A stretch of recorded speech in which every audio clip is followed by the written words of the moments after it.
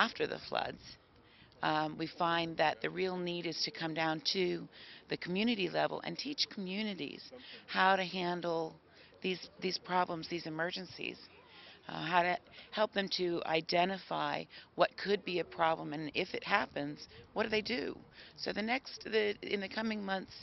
we'll be looking at more closely how to work at the provincial level and at the community level, so that perhaps people can have more resilience to be able to take care of themselves. तो एक तो capacity building की जा रही है उस सामान की के दो आपके पास होना चाहिए रिलीफ बोर्ड के स्टॉक पाइलिंग जिसको बेसिकली हम कहते हैं तो उसमें यूएसएआईडी हेल्प कर रही है गवर्नमेंट खुद जो है वो उसके अलावा जो एशियन डेवलपमेंट बैंक है वो उसने कंट्रीब्यूट किया है और इस वक्त के साथ साथ मुख्तलिफ डोनर जो हैं वो कंट्रीब्यूट करते हैं तो वो अब स्टॉक पाइलिंग जो है वो इतनी हो ताकि आपके पास अगर टाइम डिजास्टर का होता है तो वो आप इमीडिएटली रिएक्ट कर सकें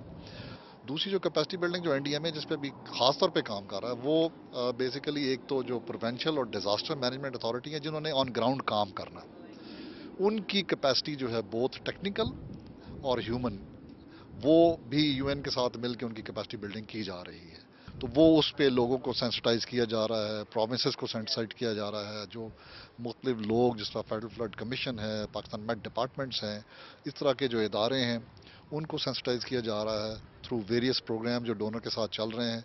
ताकि उनकी कैपेसिटी इन्हेंस हो और प्रेपरेशन पे ज़्यादा जो है वो तवज्जो दिया जाए